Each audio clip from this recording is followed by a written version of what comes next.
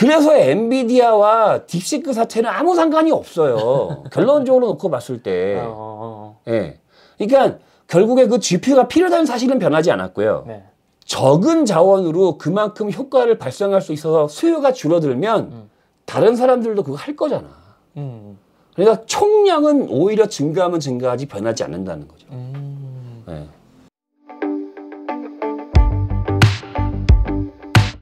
안녕하세요. KBNC 최장 기자입니다. 반갑습니다. 감전합니다. 안녕하세요. 안녕하세요.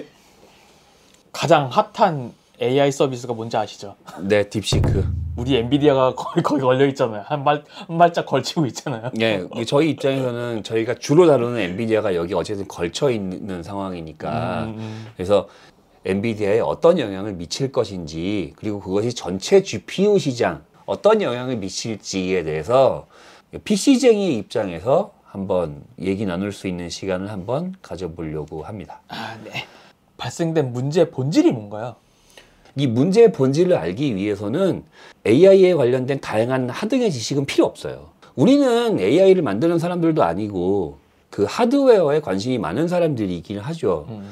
지금까지 AI 기술이 발전되어 온 방향을 가만히 놓고 보면 네. 무한한 자원을 때려 넣어서 내가 어느 지점에 도달할 수 있느냐가 목표였잖아요. 네. 지금까지의 AI 기술은 그게 목표였어요. 맞잖아요. 네.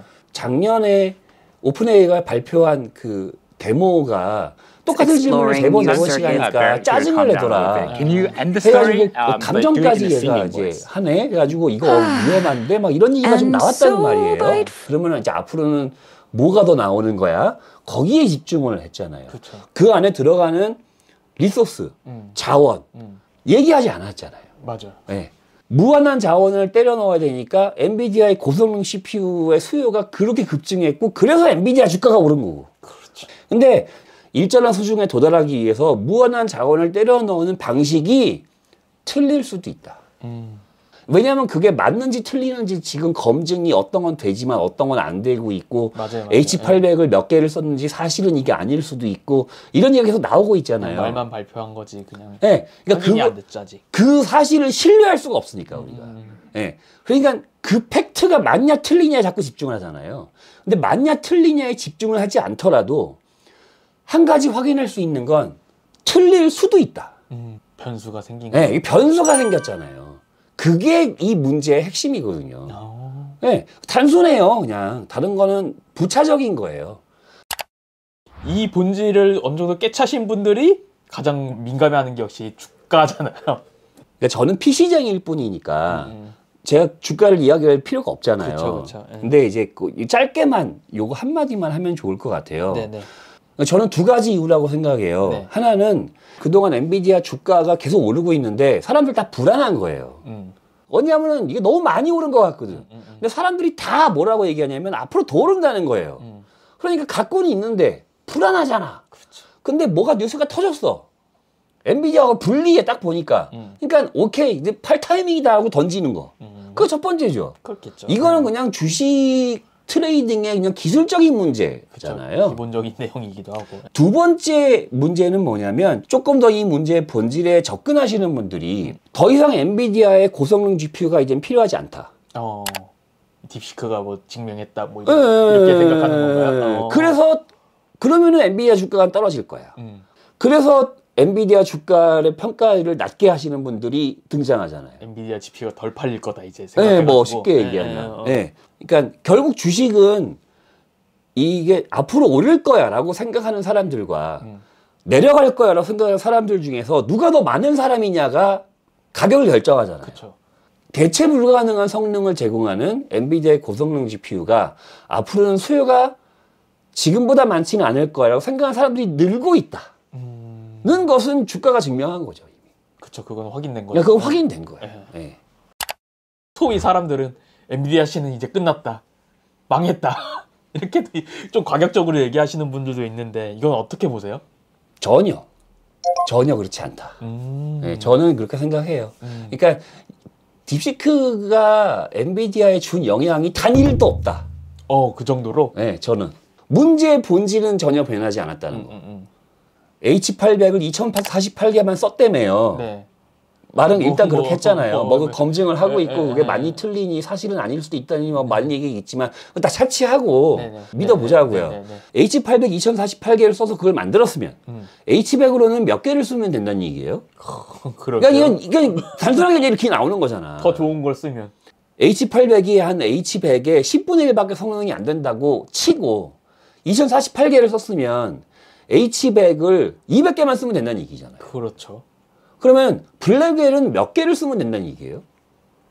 그러게요. 그러니까 일이 이렇게 되잖아요. 작년에 엔비디아가 발표한 블랙웰이 NVL72잖아요. 네. 그래서 서버 렉 하나에 72개. 음. 그 렉 하나가 H800 2048개와 같다고 치자고요. 성능이. 네. 그러면 H800 2048개로 만들었으니까 NVL72 하나 갖고 된다는 얘기잖아요. 그럴 수 있죠. 그게 NVL72를 사는 게 더 좋아요? 2048개를 사는 게 더 좋아요? 하나 사는 게 낫죠. 그러니까 서버 하나가 H800이 몇 개 들어가는지 알아요? 몇 개 들어가요? 8개 들어가요. 네. 네. 하나, 둘, 셋, 넷, 다섯, 여섯, 일곱, 여덟. 네. 그러면은 서버가 256대란 얘기예요. 256대면은 서버가 그게 하나가 8U짜리니까 네. 렉 하나에 4개가 들어가요. 그럼 렉이 64개가 있는 거예요. 그러면 데이터 센터 한 층 정도를 쓴다는 얘기거든요. 근데 NVL72 하나로 해결된다고 가정하자고요. 같은 성능이니까. 네. 그러면은 한 층을 다 임대해서 64개를 때려 넣어서 하지 않아도 서버 렉 하나만 사가지고 딱 갖다 놓으면 똑같은 성능을 구현할 수 있어. 그러면은 서버를 한 개만 살 거야. 2048개 해가지고 한 층을 다 쓸 거야. 이게 이게 난이도가 내려오잖아요. 그렇죠. 그냥 10명 있는 회사에서도 서버 NVL72 하나만 딱 갖다 놓고 그걸 할 수 있다는 얘기잖아요. 그렇죠. 데이터 센터를 렌트할 필요도 없어요. 그냥 사무실 공간 하나 얻어서 NVL72 하나 갖다 놓고 랜선만 꼽아주고 뭐 돌리면은 똑같은 성능을 구현할 수 있다는 얘기잖아요. 그럼 뭐하러 2048개를 써? 나 같아도 NVL72 하나 쓰겠다. 네. NVL72가 H800보다 2배 비싸요. 그래도 그거 사죠. 플렉서블 해서 내가 운영하기가 쉬우니까. 그렇죠. 네. 유연하게 할 수 있으니까. 고성능 GPU가 필요하다는 사실은 여전히 변하지 않았다는 거예요. 고성능 GPU가 덜 필요하다는 사실이 증명된 거지. 그렇죠. 그러니까 다른 거거든요. 네. 이게 첫 번째고요. 네. 두 번째는 뭐냐면 제본스의 역설이에요. 그게 뭔가요? 내가 게임을 만드는 회사예요. 네. 100명이 필요했어요. 그래서 컴퓨터가 100대가 있어야 됐어요. 그래서 프로그래머 100명하고 컴퓨터 100대가 있어야 됐어요. 근데 기술이 발전해서 10명만 필요해도 되는 상황이 된 거예요. 그래서 컴퓨터 10대랑 기술자 10명만 뽑아요. 네. 그러면 기술자에 대한 수요가 줄어들잖아요. 그렇죠. 컴퓨터 수요가 줄어들고요. 나만 하는 게 아니잖아. 그렇죠. 다 그거 할 거 아니야. 그럴 수 있죠. 그 나머지 90명이 다른 회사로 가야겠죠. 다른 데서도 다 그거 할 거란 말이에요. 네. 그래서 오히려 기술자에 대한 수요가 증가하고 컴퓨터에 대한 수요가 증가한다는 법칙. 제본스의 역설. 네. 석탄 때문에 등장한 거래요. 증기기관이 발전해서 석탄을 덜 넣어도 되는 상황이 생긴 거야. 근데 석탄을 덜 넣어도 됐는데 석탄이 더 많이 쓰인다는 거야. 하도 쓰는 데가 많아지니까. 쓰는 데가 많아지니까. NVL72 하나만 해도 돼. 그러면 NVL72 누구나 다 살 거 아니야. 그렇겠죠. 그 오히려 엔비디아 GPU에 대한 고성능 CPU에 대한 성능이 거꾸로 증가한다는. 하드웨어에 일정한 성능이 필요하다는 사실은 변하지 않으니까. 그러니까 그거를 응용해서 적은 자원이 투입될 수 있다는 것만 증명된 것이지 그것도 증명 안 되는지도 몰라. 그러니까 결국에 하드웨어가 필요하다는 사실은 변하지 않았기 때문에. 그렇죠. 네. 그래서 엔비디아와 딥시크 사태는 아무 상관이 없어요. 결론적으로 놓고 봤을 때. 네. 그러니까 결국에 그 GPU가 필요하다는 사실은 변하지 않았고요. 네. 적은 자원으로 그만큼 효과를 발생할 수 있어서 수요가 줄어들면 다른 사람들도 그거 할 거잖아. 그러니까 총량은 오히려 증가하면 증가하지 변하지 않는다는 거죠. 네. 그럼에도 일부 강성 유저들은 고성능 GPU 이제 필요 없을 거 아니야. 조금만 있어도 우리가 원하는 만큼 만들 수 있다. 라고 얘기하시는 분들도 있거든요. 네, 있어요. 이건 또 어떻게 생각하세요? 지금 나와 있는 AI 솔루션들 있잖아요. 네네. 그리고 지금 나와 있는 서비스. 네. 에만 제한해서 놓고 보면 맞죠. 현재 나와 있는 AI 서비스 대표적인 게 뭐가 있죠? 뭐 챗GPT나 딥시크처럼 질문 올리면 답 받는 거. 아니면은 AI 서비스 하면 생각나는 게 이미지 만들어주는 거. 생성형 AI. 예. 뭐 아니면은 뭐 영화 만들어주는 거, 동영상 만들어주는 영상 거. 뭐 편집하고 뭐 보통 우리가 상식적으로 그 정도 생각할 수 있잖아요. 그쵸. 그러니까 텍스트를 만들어주고 이미지를 만들어주고 영상을 만들어줘요. 요 정도만 놓고 봤을 때 총 GPU의 수량은 줄어들겠죠. 근데 AI가 거기서 끝나요? AI의 가능성이 무궁무진하다는 거는 이게 어디에 적용될지를 아무도 모르는 거잖아요, 지금. 맞아요. 예. 그럼 이게 계속 변이가 돼서 다른 부분에 적용이 돼 버리면 그러면 적용 수요가 늘잖아요. 그렇죠. 그럼 GPU는 또 필요해요. 맞아요.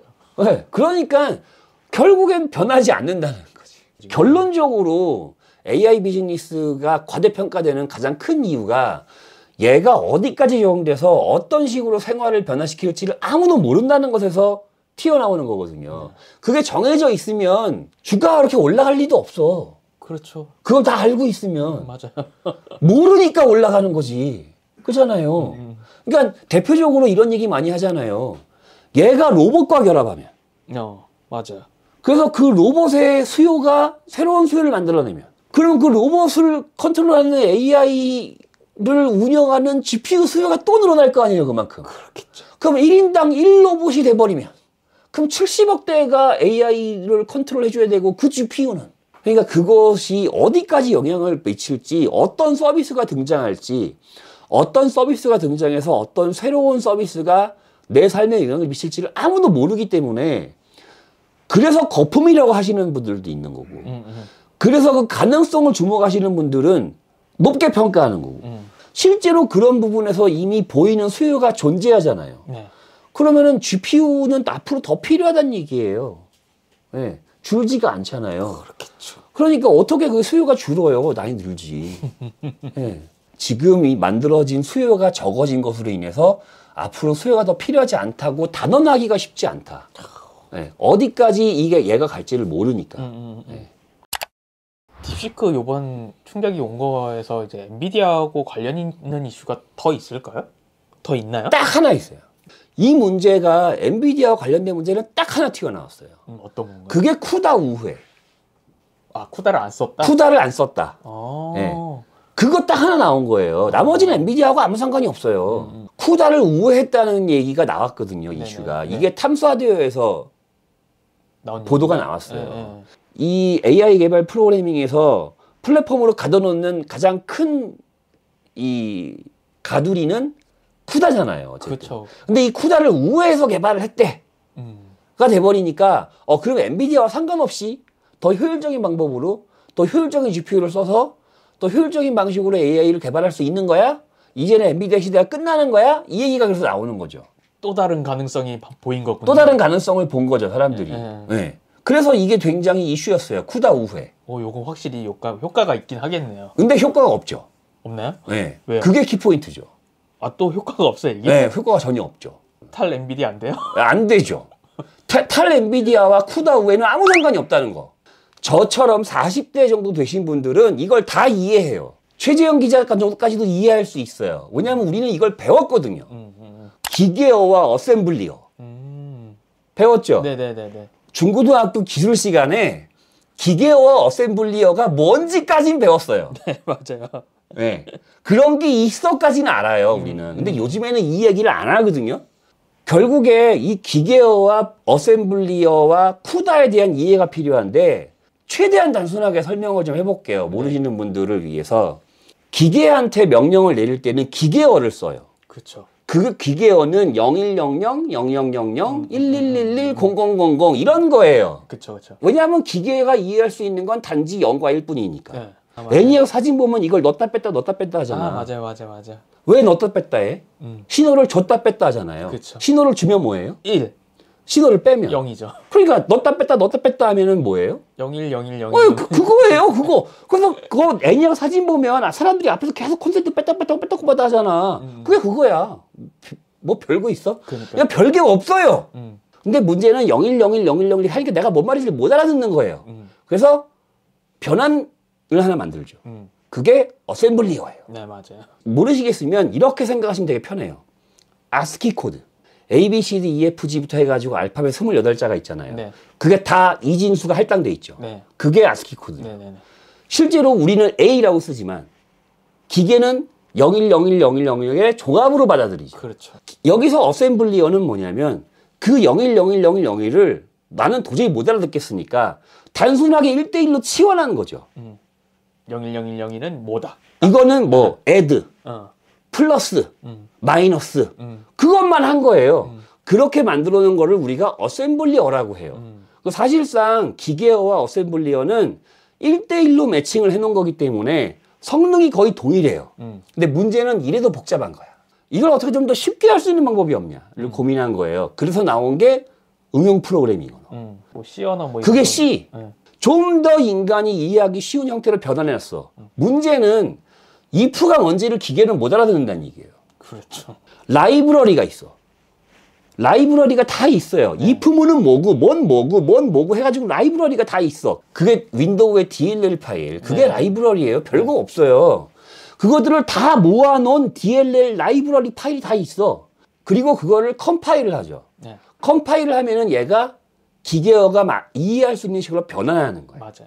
쿠다는 C레벨의 언어인 거예요.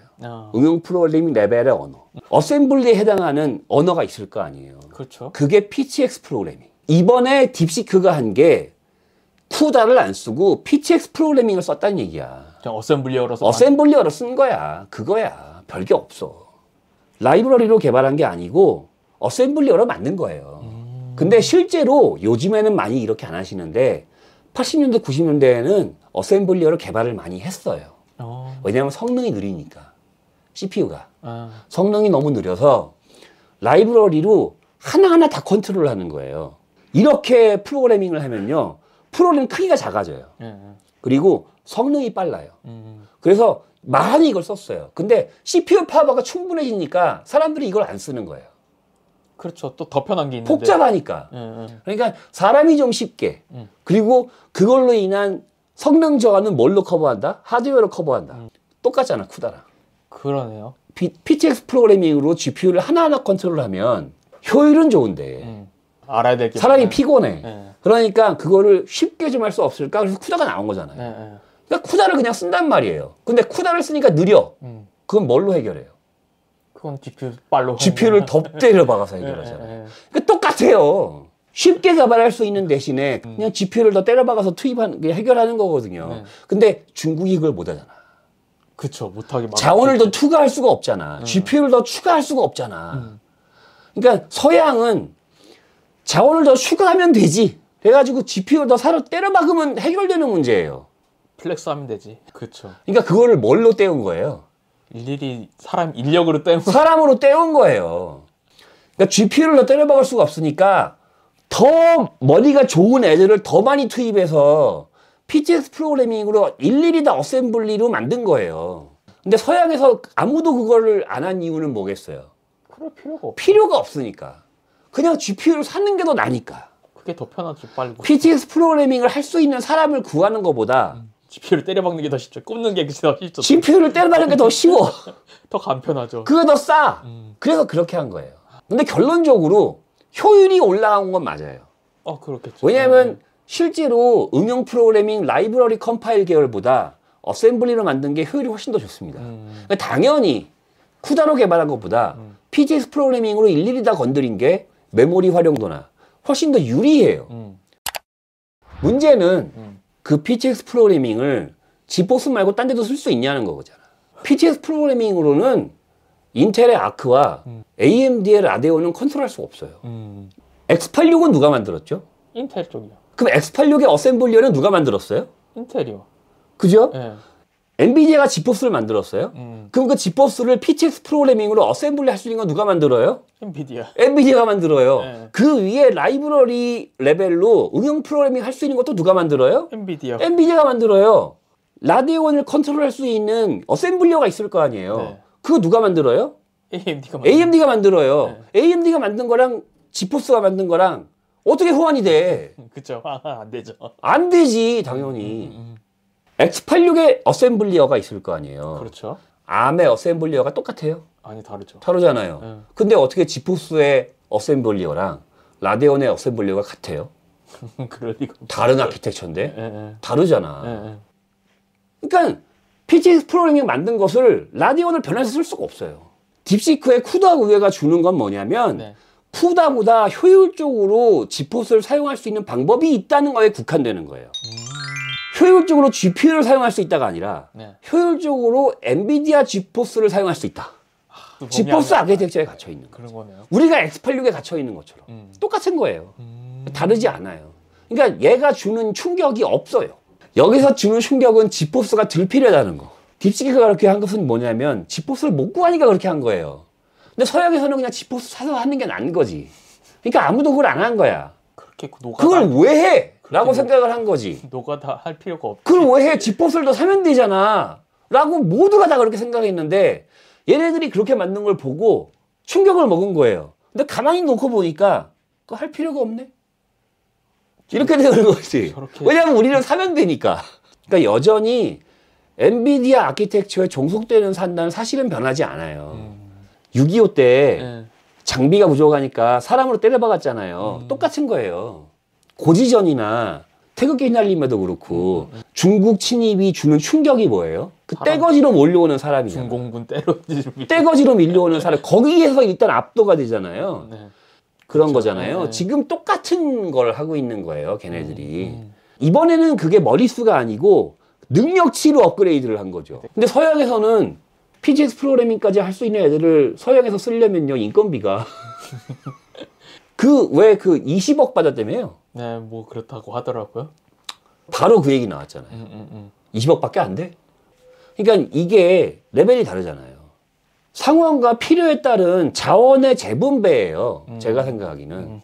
바뀌는 게 하나도 없어요. 네. 그러니까 지포스는 여전히 필요하고요. 예. 그걸로 인해서 효율이 좀 더 올라갔을 뿐. 이 기존의 문법에서는 효율을 추가할 필요가 없었던 거예요. 왜냐하면 지포스를 더 사면 되니까. 예. 그러니까 제가 딥시크 얘기를 굳이 하려고 한 거는 저는 이제 솔직히 AI 프로그래밍에 뭐 어떤 뭐가 있고 효율이 좋고 뭐 오픈 AI 어떤 모델보다도 좋고 뭐 아니면 뭐 그게 뭐 검열이 문제가 있고 뭐 시진핑 답을 해보는데 못한다는데 솔직히 저는 거의 관심이 하나도 없어요. 네네. 얘기하고 싶지도 않아요. 근데 이제 제가 굳이 딥시크 얘기를 하는 이유가 뭐냐면 엔비디아하고 얽혔을 때는 아무 상관이 없다는 거. 예, 아무 상관이 없어요. 예, 그건 변하지 않았다는 거. 네. 많은 분들이 고성능 GPU 없이도 개발했으니까 고성능 GPU가 필요하지 않은 거 아니야? 라고 문제 제기를 하시는 것이 단순하게 그렇게 풀 문제가 아니다. 문제의 본질은 하나도 변하지 않았다는 거. 어쨌든 시사하는 부분이 있을 거라고 생각을 하거든요. 특정한 기술을 구현하기 위해서 무한한 자원을 투입한 예시가 하나 있어요. 어떤 건가요? 갑자기 생각이 났거든요. 네. 그게 스타워즈예요. 60년대 소련과 미국의 우주 개발. 네, 무한대로 자원을 투입하잖아요. 맞아요. 모든 국가적 역량을 다 총동원해서 쏟아붓거든요. 왜 그랬을까요? 왜 그랬을까요? 생존과 연결돼 있기 때문이잖아. 살아야 되니까. 그렇죠. 그러니까 여기서 패하면 죽는다고 생각을 한 거잖아요, 당시에는. 미소 냉전이 끝난 다음에 우주 개발해요? 하긴 하는데 이제 그만큼은 안 나죠. 왜 안 할까요? 굳이 위협이 사라졌으니까. 없는 게 없잖아, 내가 얻는 게. 가성비가 안 나오잖아. 근데 최근에 다시 이 얘기가 나오고 있어요. 그쵸. 우주 개발이. 네, 맞아요. AI도 그래서 무한한 자원을 투입한 거예요. 뭐가 될지 모르니까. AI 경쟁에서 지금 다들 죽는다 그러잖아. 다들 그러잖아요. 쇠퇴한다 그래야죠. 이 경쟁에서 뒤처지면 죽는다라고 다들 생각하잖아요. 그러니까 죽으니까 어떻게 해야 돼요? 다 달려드는 거죠. 무한한 자원을 투입해요. 네. 똑같아요. 딥시크가 준 거는 딱 하나예요. 그렇게 하지 않아도 갈 수 있는 방법이 있을지도 몰라. 네, 딱 그거 하나예요. 그러면은 사람들은 이제 이성을 찾잖아요. 지금까지는 이성이 없었어요. 이성을 찾아요. 머리에다 물 한번 부어준 것 같아요. 그렇죠. 그러면서 이제 다시 이제 점검을 하는 거예요. 이게 정말 맞는 거야? 틀린 거야? 뭐 더 좋은 방법이 있는 거야? 그거를 이제 고민해 가면서 새로운 방법을 찾고 나가는 거죠. 라운드 2예요. 네. 지금까지 AI 개발은 가성비 상관없는 무한 성능 경쟁이었다면 지금부터의 AI 개발 시점의 목표는 가성비 싸움이에요. 이제부터는. 누가 더 적은 자원을 투입해서 높은 성능과 효율을 끌어낼 수 있는가. 얘가 준 충격은 딱 그거 하나예요. 다른 거 없어요. 그래서 충격을 먹은 거거든요, 다들. 예. 그리고 빨리들 전환하고 있잖아요. 바로바로 이제 변환하고 있잖아요. 그것이 이제 벌써부터 나타나고 있는 거거든요. 가성비로의 전환. 예. 그러니까 엔비디아가 걱정하는 건 뭐냐면 그것이 어떤 파급 효과가 나한테 오냐 이런 거죠. 그러니까 가성비를 중시하게 되면은 자꾸 딴 생각을 하잖아요, 사람들이. 그쵸. 라데를 써볼까? 아크를 써볼까? 다른 거 어떻게 안 될까 막 이렇게. 그게 아니면 아마존 거를 써볼까? 인퍼런시아를 써볼까? 자꾸 다른 생각을 하게 되잖아요. 그것 때문에 염려하는 거예요. 저는 이제 딥시크 그 자체가 주는 충격은 없어요. 그거 쓰지도 않을 거고요. 그거 쓰고 싶지도 않고요. 쓸 이유도 없고요. 써서도 안 되고요. 그거 성공해서도 안 돼요. 그건 결국 체제에 대한 신뢰도 문제거든요. 체제와 국가에 대한 신뢰도 문제인데 중국이라는 체제와 중국이라는 그 국가가 신뢰를 못 주고 있잖아요. 그러니까 그 신뢰도 문제가 해결되지 않고서는 그 서비스가 주는 충격은 없어요. 그건 그냥 해프닝으로 끝나요. 저는 그렇게 생각하거든요. 근데 성능의 싸움에서 효율의 싸움으로 가게 되면 엔비디아한테 유리하냐 불리하냐? 예, 불리하죠. 엔비디아에게 불리하죠. 그건 그렇죠. 너무나 당연한 거죠. 그렇긴 하죠. 네. 근데 황 회장이 그걸 모르냐? 제가 작년에 한번 얘기한 적이 있는데 이미 알고 있다고. 네. 알고 있어요. 황 회장은 본인이 이미 90%를 달성하고 있는 AI 시장에서 더 이상 90%를 달성할 수 있는 시간이 많지 않다는 걸 이미 알고 있다. 그래서 소프트 랜딩 하기 위해서 준비하고 있다. 소프트 랜딩 하고 있다. 그래서 소프트 랜딩 하는 과정에서 주도권을 누가 가져가냐의 싸움을 할 것이다. 근데 뭐냐면 본인이 그 얘기를 했거든요. 이미. 효율의 싸움으로 가는 것이 어떤 영향을 미치는 것인지를 대비하려고 하는 것이지 근본적으로 엔비디아 주도의 현재 상황에서는 바뀌는 건 하나도 없다. 지금까지 인류가 발전해온 모든 기술이 처음에는 다 무한한 자원을 투입했고요. 나중에는 다 가성비를 전환했어요. 다 그랬어요. 처음에는 절대 성능을 추구하는 방향으로 계속 진화해 왔어요. PC도 그랬고요. 그래서 절대 성능을 어떻게 하면 그 한계를 깰 수 있는가. 그래서 무어의 법칙이 나온 거잖아요. 그렇죠. 그러다가 일정한 성능이 도달하고 나서부터는 가성비로 전환하죠. 그렇죠. 내가 얼마의 자원을 투입해야 얼마의 성능을 얻을 수 있는 거야. 물론 최고의 성능을 원하는 지점도 있어요. 계속 발전을 하니까요. 그것도 발전하고요. 그러면서 동시에 가성비를 원하는 트랙이 반드시 생겨난다는 거. 근데 이 두 가지 트랙이 동시에 나가잖아요. 그렇죠. AI도 마찬가지일 거예요. 그러니까 지금은 이 트랙만 존재했거든요. 앞으로는 가성비 트랙이 더 커질 수밖에 없다는 거. 지금 우리가 고성능 PC를 원하는 사람이 많아요? 가성비 PC를 원하는 사람이 많아요? 가성비죠. 이거 똑같은 거예요. 다른 게 하나도 없어요. 마지막으로 뭐 더 하실 말씀 있으실까요? 그러니까 지금까지 AI만 붙으면 네. 제품 가격이 오르고요. 네. 네? 기업 가치가 오르고요. 주식이 뛰고요. 네. AI만 붙으면 다 뛰어요. 네. 그러니까 모든 곳에다가 다 AI를 붙여요. 네. 그러니까 법을 하면 생각나는 게 뭐 있어요? 일본이요. 저는 일본 부동산 거품하면 버블 경제 이런 거 생각나긴 하는데, 네, 뭐 말씀하세요. 그러니까 저는 법을 하면 생각나는 게 일단 튤립파도. 네. 그 다음에 미국에도 버블 사태 있었잖아요. IT 버블 사태. 거기에서 생각이 나는데 그때도 그랬거든요. 이건 다른 거야. 튤립 때부터 그랬어요. 이건 다른 거야. 이건 지금까지 우리가 만든 것과는 달라. 이거는 절대 떨어지지 않아. 이거는 무한한 가치가 있는 거야. 그걸 튤립 때부터 얘기했고 2000년대 IT 사태 때도 얘기했고요. 지금도 얘기하고 있어요. 그러니까 오히려 이번 딥시크가 준 충격이 그걸 꺼트리는 효과가 생겼어요. 네. 푹 꺼지는 게 아니라 살짝 충격을 준 효과. 그래서 다시 한번 되돌아보게 하고 굉장히 전반적으로 긍정적이다. 네. 근데 그 서비스를 쓰고 싶진 않아요. 그리고 하지 마세요. 네. 하등에 쓸 이유가 없어요. 결과적으로 이제 얘기한 거 다 들어보면은 엔비디아하고는 별 상관 없었다. 네, 별 상관 없어요. 네. 근데 이게 저희가 보시는 분들은 다 아실 거라고 생각을 해요. 아시는 네네. 걸 제가 너무 길게 얘기했네요. 아닙니다.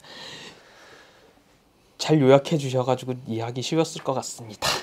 알겠습니다. 오늘 여기까지입니다. 네, 오늘 여기까지입니다. 수고하셨습니다. 감사합니다.